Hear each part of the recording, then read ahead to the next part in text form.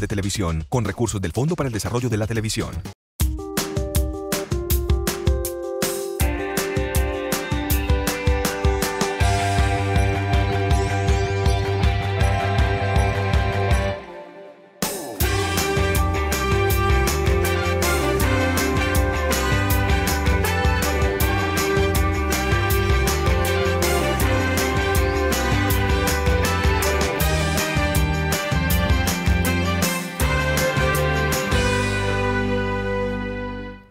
Ingeniero electricista y máster en matemáticas, escritor, profesor, experto en formular problemas de matemática y un reconocido pensador y divulgador científico.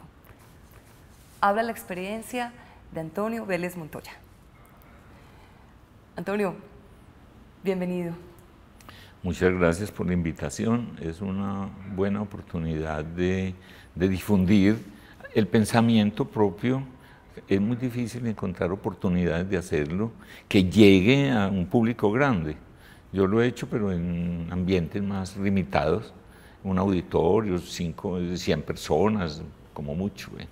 Y esa es una oportunidad precisamente para conocer cómo ha sido la experiencia y sobre todo dónde comenzó también su inquietud intelectual en una familia tan numerosa. Los hijos de Antonio y María eran 10. Sí. ¿Usted qué puesto ocupaba entre los 10? Yo soy el cuarto, el primer varón. Tengo 3 hermanas mayores que yo. Bueno, ¿y cómo fue su infancia en una familia tan numerosa? Yo diría que nadie hubiera pronosticado que iba a ser una carrera intelectual, porque mi carrera ha sido intelectual. Porque mis intereses fueron, puedo decir, el fútbol. Yo jugué mucho fútbol, gasté muchas horas, hasta los 17 años yo no hice sino jugar fútbol. Leía, curiosamente me gustaba leer, mi papá nos dio un buen ejemplo, mi papá era un lector, era médico y curiosamente levantado en una familia campesina donde no había un solo libro en la casa y él hizo medicina. Bueno, para mí es una hazaña increíble. Ambala hizo, se demoró mucho tiempo. En un hogar tan limitado intelectualmente, él interesarse por eso, más aún, las lecturas de él eran lecturas muy difíciles. Él, al lado en su mesa de noche tenía la Suma Teológica de Santo Tomás de Aquino, un libro que yo no he sido capaz de meterle el diente. Yo he leído pedazos y me aburro, muy abstracto, muy difícil. Entré a la Universidad Pontificia Bolivariana a hacer carrera y me matriculé en Ingeniería Eléctrica, que ese año iniciaba labores, no había ingeniero electricista en Medellín. La primera promoción. La primera promoción, y eso me entusiasmó. Yo dije, bueno, no vamos a tener competencia, yo voy a salir y puedo trabajar en Ingeniería Eléctrica. Entonces abandoné el fútbol y me dediqué a estudiar. Descubrí el encanto de la ciencia en la carrera. Tuve una gran oportunidad. Al terminar la carrera me dijeron en la Bolivariana, ¿usted quiere ser profesor? Y yo dije, sí, me parece extraordinario ser profesor. Y hasta el día de hoy no he hecho más. ¿Cuál fue el detonante? Como ese farito o esa inquietud, esa lucecita que llegó en la vida de Antonio para descubrir que la ciencia iba a ser su camino.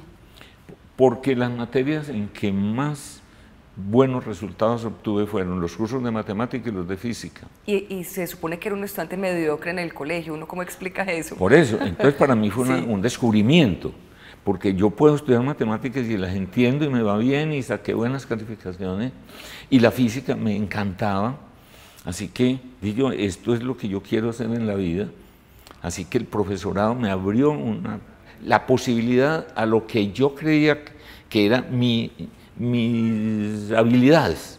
Uno dice, yo soy bueno para esto, eso es lo que uno hace. Y yo soy bueno para las matemáticas, fue mi descubrimiento.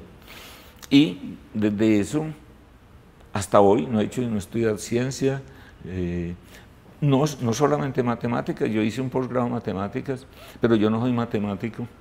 Y le digo con sinceridad, después de meterme, es tal vez lo más difícil que uno puede estudiar.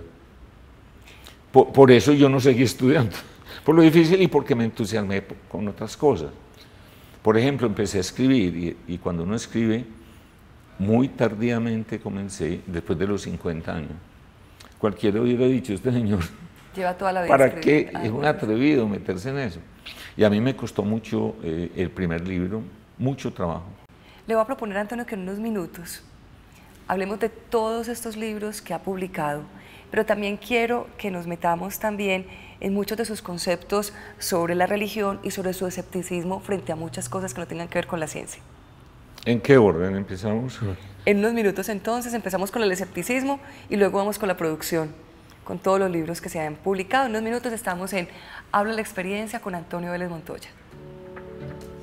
Ya cuando tenía 50 años, yo dije, voy a escribir un libro. Eso es muy arriesgado y muy atrevido. Empecé, dije, bueno, si voy a escribir un libro, voy a escribir algunos ensayos para el periódico El Mundo me publicó unos ensayos. Hice, como dice, mi carrerita rápida de escritor. Así que empecé a pensar en un libro que lo titulé Del Big Bang al Homo Sapiens.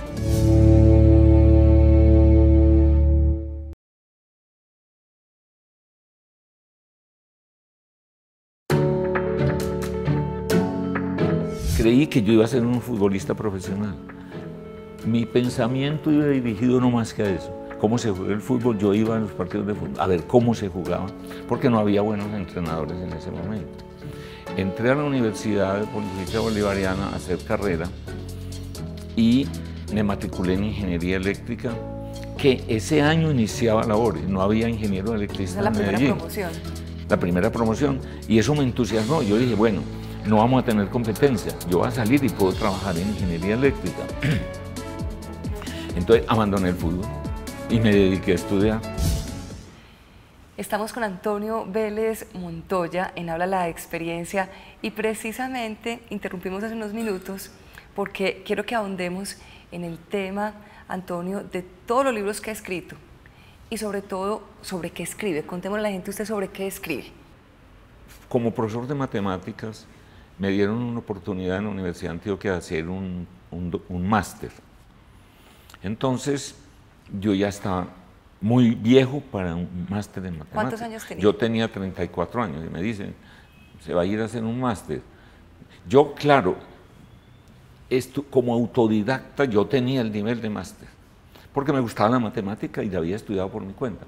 Yo fui y para mí el programa fue supremamente sencillo, hacer el máster, porque prácticamente yo tenía el nivel. Además yo era el viejo de la clase, yo estaba con compañeros de 20, 22 años, yo tenía 34. Lo hice y ocurrió un hecho improbable, pero que me cambió la vida. Sí. Comprando libros para estudiar inglés, para mejorar mi inglés, vendían unos libritos pequeños de 50 centavos de dólar y compré un libro que me cambió mi orientación en la vida. Se llamaba Evolución en Acción, de Julian Huxley, hermano de Aldous Huxley, un escritor muy conocido. Este señor presentaba la teoría de la evolución darwiniana y yo a los 34 años dije, y yo no sé nada de evolución darwiniana, yo no sé cómo llegamos aquí, cómo el mundo, cómo evolucionó, cómo tenemos los árboles, los cucarachas, los elefantes y los hombres, de dónde salimos. Hay la creación bíblica, pues yo no creo en la revelación crítica, eso es una historia que aparece en muchas culturas, historias parecidas. Pero esta era la historia que me revelaba, mejor dicho, me reveló una verdad. Yo entendí en ese momento cómo estábamos aquí. Muy someramente, pero me di el primer paso. Cuando yo regresé a Medellín, seguí enseñando matemáticas, pero leyendo evolución. Entonces, importé libros inclusive, no existía Amazon.com, que es tan fácil. Sí. Me tocó hacer importación de libros y me volví, en cierta forma, mi especialidad casi más avanzada que la de la matemática en teoría de la evolución. Entonces quise escribir sobre ese tema. Ya cuando tenía 50 años, yo dije, voy a escribir un libro. Eso es muy arriesgado y muy atrevido. Empecé dice, bueno, si voy a escribir un libro, voy a escribir algunos ensayos para el periódico El Mundo me publicó unos ensayos, hice, como dice, mi carrerita rápida de escritor, así que empecé a pensar en un libro que lo titulé Del Big Bang al Homo Sapiens. Sí. Lo presenté al Departamento de Publicaciones de la Universidad de Antioquia, me lo aceptaron, por supuesto que me le hicieron muchas correcciones, y el libro, la primera edición se vendió rapidísimo, y ve, como quien dice, un éxito editorial. Claro que un éxito pues pequeñísimo, eran 500 ejemplares. Yo hasta me preguntaba, 500 ejemplares, ¿y dónde hay 500 compradores de ese libro? Bueno, ese fue mi comienzo, con cierto éxito, hasta el punto de que pensé en escribir un segundo libro después de eso, todo orientado a esto. Y es la parte que más me interesa, la teoría de la evolución, pero aplicada al comportamiento humano. O sea, para mí el comportamiento humano es la idea central. Para mí es la preocupación fundamental. Antonio, ese análisis de la teoría de la evolución, ese estudio y ese descubrimiento que fue el que permitió que empezara usted a publicar libros sobre el tema, le ayudó a fomentar su escepticismo y su ateísmo, porque usted es un reconocido ateo. Por supuesto, porque uno descubre que la naturaleza es capaz de formar cosas tan complejas como un ser humano. El cerebro del ser humano se explica. Por eso yo digo, ¿cómo existían ateos antes de Darwin? Porque a uno le dicen, yo en 1700 me dicen, yo soy ateo, y me preguntan, ¿y esa cucaracha cómo se hace? Se hizo sola, se fabricó una cucaracha. Alguien la tuvo que hacer. Esa respuesta, si uno intenta darla, se enfrenta con una montaña que no puede superar. No encuentra argumentos, pero Darwin los encontró. Y entonces nos mostró, esa cucaracha sí se puede fabricar sola. Hay un proceso que la fabrica, que arranca de una célula con capacidad para autorreproducirse y se vuelve compleja y compleja y compleja y se va abriendo en formas, y aparecen los árboles, y aparecen las ballenas, y aparecen las cucarachas y las bacterias y todos los seres vivos que habitamos. Hay una explicación para eso que no existía antes de 1860, que aparece el origen de las especies. O sea que para usted un antes y un después de Darwin. ¿Antes? Un antes y un después de Darwin. Por supuesto. Es que el mundo cambia totalmente intelectual. Todavía el mundo no ha reaccionado ante eso, porque hay una cantidad de fuerzas que se oponen, empezando por las fuerzas religiosas. Una persona que tiene la Biblia en la mano, y uno ve los predicadores en la televisión, abren la Biblia y empiezan a hablar, aquí están todas las verdades, pues supuestamente la Biblia niega la evolución. ¿Por qué? Porque dice, mire, Dios hizo tal, en el primer día hizo tal cosa, en la segunda hizo tal otra. Ahora, ¿quién hizo el universo? No tenemos respuestas. ¿Y por qué se necesita que se hubiera hecho? Uno dice, porque todos los humanos vemos, yo me como un pan, ¿y quién hizo este pan? Alguien lo hizo. Bueno, pero el universo, ¿quién lo hizo? No hay respuesta. Estamos con Antonio Vélez Montoya en Habla la Experiencia, y en la última parte de este programa vamos a conocer por qué su obsesión con los problemas matemáticos, con la educación y con la docencia, y poder orientar a sus alumnos a que puedan descubrir por medio de la matemática también una mirada diferente del mundo. Ya volvemos. Yo creo que uno aprende a pensar. Uno nace sabido, todos sabemos pensar, pero es muy limitado el pensamiento, es limitadísimo, entonces es muy pobre, tiene muy poca capacidad pero eso se puede desarrollar, y eso es otro curso que yo creo que se ha dictado en bachillerato, en la universidad.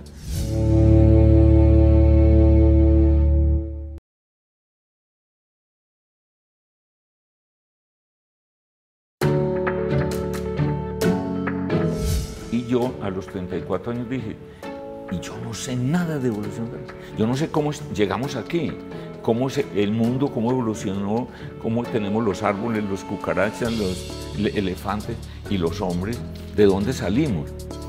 Hay la creación bíblica, pues yo no creo en la revelación bíblica. Eso es una historia que aparece en muchas culturas, historias parecidas.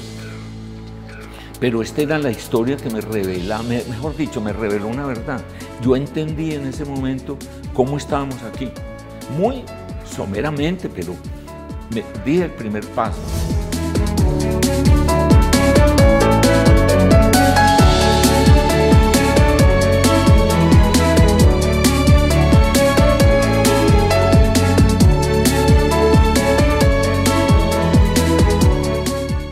Estamos con Antonio Vélez Montoya. Antonio, y hay una frase que me gustaría también que la miráramos. Usted dice, y resalta mucho la importancia de adiestrar el pensamiento, la creatividad, el ingenio y la inferencia. En toda su trayectoria, en toda su experiencia, ¿cómo cree que el sistema educativo puede lograr esto? Sí, es una cosa bastante difícil porque modificar los programas de educación, eso tiene una inercia tal que se vuelve imposible. Mire, por ejemplo, yo he pensado muchas cosas que hay que enseñar en el bachillerato. A uno lo tienen que enseñar a escribir.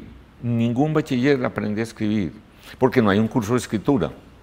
Más aún, yo he creído que lo que se llama español y literatura debe ser un curso que se dicte desde primero hasta sexto o hasta grado 10, que hay ahora, en donde los estudiantes tengan que escribir todos los años. O sea, es un curso de escritura. Claro, escribir cosas pequeñas y mejoraría notablemente la escritura de los bachilleres.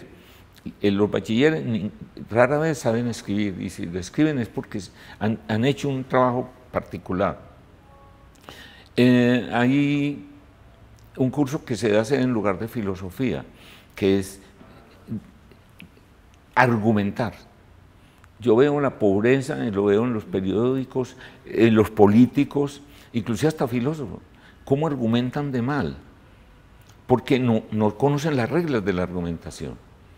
Hay un curso completo que se puede hacer de falacias, sesgos, y con eso uno quedaría mejor preparado para enfrentarse a la vida intelectual.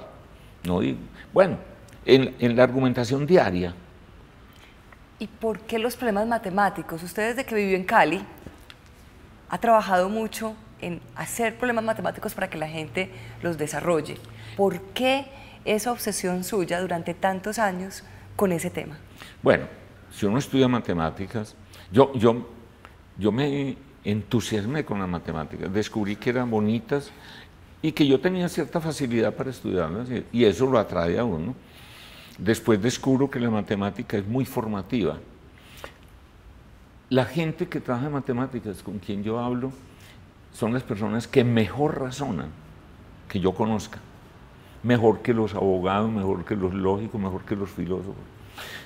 Es una disciplina muy formativa en el sentido de desarrollar un pensamiento.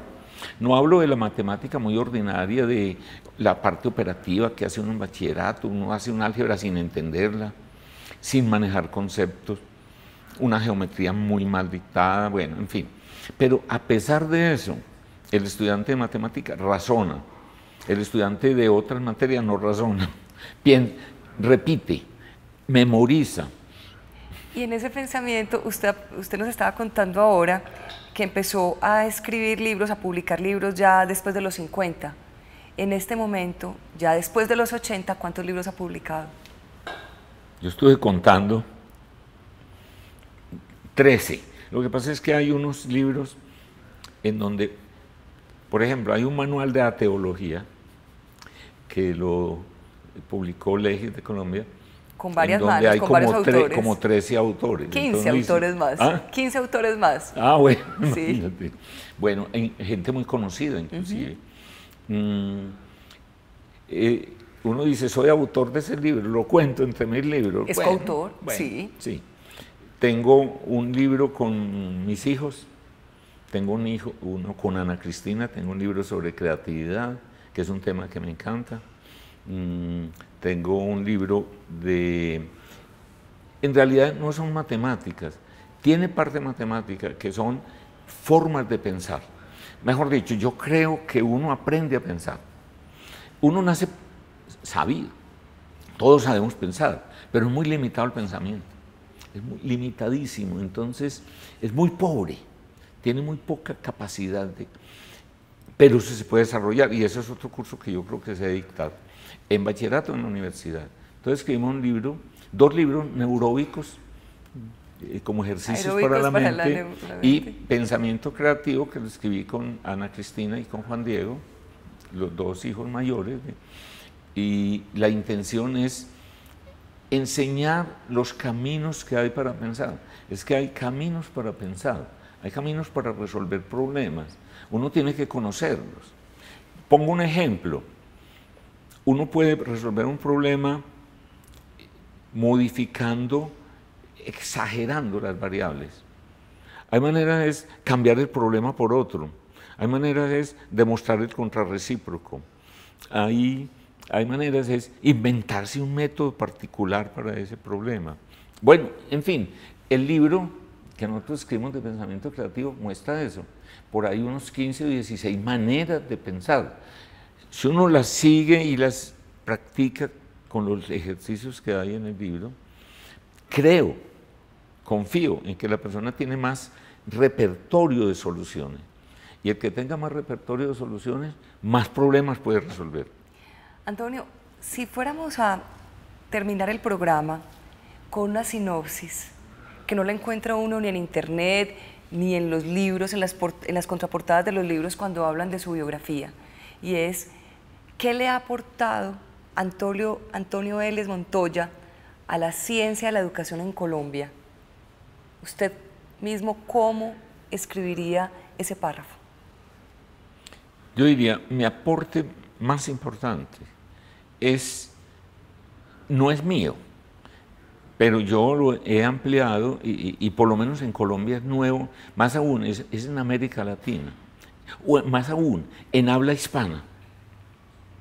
Es cómo entender la conducta humana, cómo entender la naturaleza humana, que no hay manera de entenderla si no se analiza desde el punto de vista evolutivo. Entender la naturaleza humana me parece el aporte más importante de los trabajos que yo he hecho. Y son los 2 libros, del Big Bang al Homo Sapiens y el Homo Sapiens. Otra muy importante es el libro de pensamiento creativo. Y tal vez el de creatividad. En esos 2 me parece que son educativos. Una persona que lea pensamiento creativo, estoy seguro de que su capacidad de pensar queda ampliada y sobre todo queda con un potencial para desarrollar. Y podríamos decir, no creyó en Dios, pero creyó en el camino del conocimiento. ¿Así? También podríamos cerrarlo también de esa manera. También. Antonio, muchas gracias por compartir con nosotros la experiencia, la trayectoria y todo el legado que le deja a muchas generaciones de estudiantes, y también todo lo publicado en sus libros, que estamos seguros van a abrir el conocimiento a muchas otras personas. Pues yo espero que algunos de los libros que he escrito le lleguen a muchas personas y les despierten un entusiasmo por ciertos temas que han sido aplastados. Le propongo entonces, para terminar el programa, y lo vamos a dejar con un problema matemático de esos que usted está haciendo para las nuevas tecnologías, para las plataformas digitales, como parte del legado que usted también deja para estas nuevas generaciones. Vamos a terminar entonces, habla la experiencia, pero cuéntenos cómo está grabando estos problemas matemáticos y cuál es el objetivo de ellos, y con eso terminamos el programa. Bueno, todo problema nuevo que yo leo, que lo encuentro en una revista, en un libro, muchas veces no es un problema, pero yo lo convierto en un problema. Entonces voy haciendo un libro de complementos. Yo tengo en mi archivo de computador un libro grande de complementos en donde voy metiendo todas las ideas, esas que se me ocurren, problemas que leo, que me parecen interesantes, proyectos para hacer, que probablemente no los voy a hacer, pero se los dejo que otros hagan. Y vamos a dejar entonces, y le agradecemos mucho su participación en la experiencia, vamos a dejarlos con este problema matemático que plantea Antonio Vélez para que ustedes lo resuelvan al terminar el programa. Muchas gracias. Bueno, muchas gracias a ustedes, me dan una oportunidad de presentarme. Sobre todo, a mí no me importa presentarme, es presentar mis ideas. Es así me interesa. Y eso es lo que vamos a ver a continuación. Muchas gracias. Bien.